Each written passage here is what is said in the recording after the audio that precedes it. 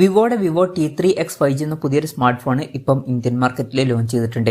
ഈ ഒരു smart phone 13,500 രൂപ പ്രൈസ് റേഞ്ചിലാണ് വരുന്നത്. ഈ ഒരു വീഡിയോയിൽ നമ്മൾ നോക്കാൻ പോകുന്നത് വിവോ T3X 5G എന്ന ഫോണിന്റെ ഒരു സ്പെസിഫിക്കേഷൻ അനാലിസിസ് ആണ്. നമ്മൾ ആദ്യം ബാറ്ററിയുടെ കാര്യം പറയുകയാണെന്നുണ്ടെങ്കിൽ 6000 mAh ബാറ്ററി ഈ ഫോണിൽ കൊടുത്തിട്ടുണ്ട്.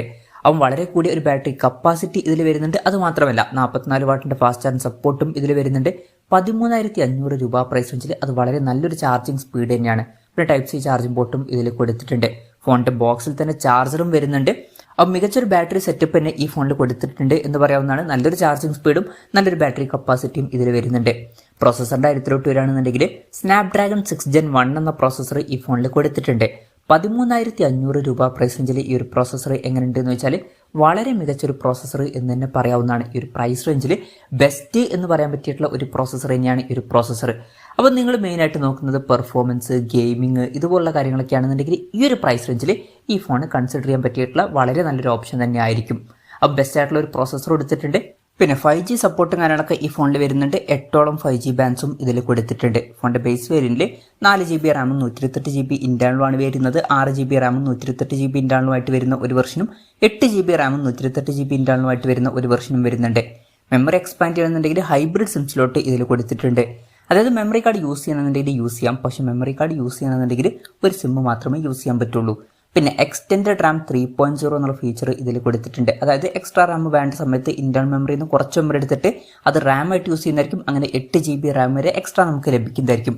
സ്റ്റീരിയോ സ്പീക്കേഴ്സ് ഒക്കെ ഈ ഫോണിൽ കൊടുത്തിട്ടുണ്ട്. നല്ലൊരു കാര്യം തന്നെയാണ്. 3.5mm ഓഡിയോ ജാക്ക് ഈ ഫോണിൽ വരുന്നുണ്ട്. ആൻഡ്രോയിഡ് 14 ബേസ് ആയിട്ടുള്ള ഫൺ ടച്ച് OS സോഫ്റ്റ്വെയർ ആണ് ഈ ഫോണിൽ വരുന്നത്. പിന്നെ ഈ ഫോണിൽ IP64 റേറ്റിംഗ് സപ്പോർട്ട് ചെയ്യുന്നുണ്ട്. ഈ ഒരു പ്രൈസ് റേഞ്ചിൽ അത് നല്ലൊരു IP റേറ്റിംഗ് തന്നെയാണ്. അപ്പോൾ നല്ലൊരു IP റേറ്റിംഗും ഇതിൽ വരുന്നുണ്ട്. പിന്നെ ഡിസ്പ്ലേയുടെ കാര്യത്തിൽ 6.72 ഇഞ്ചിന്റെ ഫുൾ HD+ ഡിസ്പ്ലേ ആണ് വരുന്നത്. LCD പാനലാണ് ഇത് ഉപയോഗിച്ചിരിക്കുന്നത്. 5G ഫോൺ ആണ് എന്നുള്ള കാര്യം കൺസിഡർ ചെയ്യുമ്പോൾ അത് ഓക്കെയാണ്. AMOLED ഡിസ്പ്ലേ ഇല്ലാത്തത് ഒരു പ്രശ്നമായിട്ട് പറയാൻ പറ്റില്ല. പഞ്ചോൾ ഡിസൈൻ എടുത്തിട്ടുണ്ട്. പഞ്ചോൾ വരുന്ന ടോപ്പ് സെൻറ്റർ ഭാഗത്തായിട്ടാണ്. ഡിസ്പ്ലേയിൽ 120 Hz റിഫ്രഷ് റേറ്റ് ഒക്കെ സപ്പോർട്ട് ചെയ്യുന്നുണ്ട്. ഏകദേശം 91.48% സ്ക്രീൻ ടു ബോഡി റേഷ്യോ ആണ് ഈ ഫോണിൽ വരുന്നത്. ഫോണിന്റെ പീക്ക് ബ്രൈറ്റ്നസ് 1000 nits വരെ വരുന്നുണ്ട്. അപ്പോൾ ഡിസ്പ്ലേ ഫീച്ചേഴ്സ് മൊത്തത്തിൽ നോക്കുമ്പോൾ ഈ ഒരു പ്രൈസ് റേഞ്ചിന് പറ്റിയിട്ടുള്ള തിരക്കേടില്ലാത്ത ഡിസ്പ്ലേ ഫീച്ചേഴ്സും കാര്യങ്ങളൊക്കെ ഈ ഫോണിൽ വരുന്നുണ്ട് എന്ന് പറയാവുന്നതാണ്. പിന്നെ സൈഡ് മൗണ്ടഡ് ഫിംഗർ പ്രിന്റ് സെൻസറൊക്കെ ഇതിൽ കൊടുത്തിട്ടുണ്ട്. ഫോണിന്റെ വെയിറ്റ് വരുന്നത് 199 ഗ്രാമാണ്. തിക്നെസ് വരുന്നത് 7.99 ആണ്. പിന്നെ ഈ ഫോണിന്റെ സെലസ്റ്റിയൽ ഗ്രീൻ അതുപോലെ തന്നെ ക്രിസ്മൺ ബ്ലിസ് എന്നീ കളർ വേരിയൻസ് ആണ് ഇപ്പോൾ ലോഞ്ച് ചെയ്തിരിക്കുന്നത്. ഇനി ക്യാമറയുടെ കാര്യത്തിലോട്ട് വരികയാണെന്നുണ്ടെങ്കിൽ ഫോണിന്റെ പിന്നിൽ ഡ്യുവൽ ക്യാമറ സെറ്റപ്പാണ് കൊടുത്തിരിക്കുന്നത്. 50 മെഗാപിക്സലിന്റെ f1.8 അപ്പേഴ്സിൽ വരുന്ന മെയിൻ ക്യാമറ സെൻസർ ഈ ഫോണിൽ വരുന്നുണ്ട്. പിന്നെ 2 മെഗാപിക്സലിന്റെ f2.4 അപ്പേഴ്സിൽ വരുന്ന ഒരു ഡെപ്ത് സെൻസറും കൊടുത്തിട്ടുണ്ട്. അൾട്രാ വൈഡ് ആംഗിൾ ലെൻസ് ഒന്നും വരുന്നില്ല. പക്ഷേ ഈ ഒരു പ്രൈസ് റേഞ്ചിൽ അത് വലിയൊരു പ്രശ്നമായിട്ട് പറയാനും പറ്റില്ല. പിന്നെ ഫ്രണ്ടിൽ 8 മെഗാപിക്സലിന്റെ f2.05 അപ്പേഴ്സിൽ വരുന്ന സെൽഫി ക്യാമറയും കൊടുത്തിട്ടുണ്ട്. അവ തിരക്കേടില്ലാത്ത ഓൺ പേപ്പർ ക്യാമറ സ്പെസിഫിക്കേഷൻ കൊടുത്തിട്ടുണ്ട് എന്ന് പറയാവുന്നതാണ്. അപ്പം ഇതൊക്കെയാണ് മൊത്തത്തിൽ ഫീച്ചേഴ്സിനെ പറ്റി പറയാനുള്ള കാര്യങ്ങൾ. ഇനി വിലയുടെ കാര്യത്തിലോട്ട് വരികയാണെന്നുണ്ടെങ്കിൽ 4GB റാം വെർഷന്റെ വില വരുന്നത് 13,499 രൂപയാണ്. 6GB റാം വെർഷന്റെ വില വരുന്നത് 14,999 രൂപയാണ്. 8GB റാം വെർഷന്റെ വില വരുന്നത് 16,499 രൂപയാണ്. ഏപ്രിൽ 24 മുതലാണ് ഈ ഫോണിന്റെ സെയിലും കാര്യങ്ങളൊക്കെ സ്റ്റാർട്ട് ചെയ്യുന്നത്.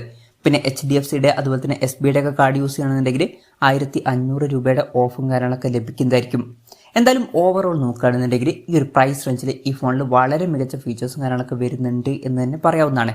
ബെസ്റ്റ് ആയിട്ടുള്ള പ്രോസസ്സർ കൊടുത്തിട്ടുണ്ട്. മികച്ച ബാറ്ററി സെറ്റപ്പ് വരുന്നുണ്ട്. പിന്നെ നല്ലൊരു IP റേറ്റിംഗും ഇതിൽ കൊടുത്തിട്ടുണ്ട്. ബാക്കി ഫീച്ചേഴ്സ് തിരക്കേടില്ലാത്ത ഫീച്ചേഴ്സ് തന്നെയാണ്. അത്യാവശ്യം തിരക്കേടില്ലാത്ത നല്ല ഡിസ്പ്ലേ ഫീച്ചേഴ്സും സ്റ്റീരിയോ സ്പീക്കേഴ്സും തിരക്കേടില്ലാത്ത ഓൺ പേപ്പർ ക്യാമറ സ്പെസിഫിക്കേഷനും ഒക്കെ ഇതിൽ വരുന്നുണ്ട്. അപ്പം നല്ലൊരു പ്രോസസ്സറും അതുപോലെ തന്നെ നല്ലൊരു ബാറ്ററി സെറ്റപ്പും കൊടുത്തു എന്ന് വിചാരിച്ചിട്ട് ബാക്കി ഭാഗങ്ങളിൽ കോസ്റ്റ് കട്ടിങ്ങോ അതുപോലെ തന്നെ കോംപ്രമൈസുകളോ ഒന്നും വരുത്തിയിട്ടില്ല. സ്റ്റീരിയോ സ്പീക്കേഴ്സ് അടക്കമുള്ള കാര്യങ്ങൾ ഇതിൽ വരുന്നുണ്ട്. അപ്പോൾ നിങ്ങൾ മെയിനായിട്ട് നോക്കുന്നത് ഗെയിമിംഗ്, പെർഫോമൻസ്, ബാറ്ററി ഇതുപോലുള്ള കാര്യങ്ങളൊക്കെ ആണെന്നുണ്ടെങ്കിൽ ഈ ഫോൺ നോക്കാം. അത് മാത്രമല്ല ഓവറോൾ നോക്കുകയാണെന്നുണ്ടെങ്കിലും ഇത് അത്യാവശ്യം നല്ലൊരു 5G ഫോൺ തന്നെയാണ്. അപ്പം ഈ ഒരു പ്രൈസ് റേഞ്ചിൽ ഇത് അത്യാവശ്യം നല്ലൊരു ഫോണായിട്ടാണ് എനിക്ക് തോന്നിയിട്ടുള്ളത്. എന്തായാലും ഈ ഒരു ഫോണിനെ പറ്റിയിട്ടുള്ള നിങ്ങളുടെ അഭിപ്രായം ജസ്റ്റ് ഒന്ന് കമൻറ്റ് ചെയ്യുക.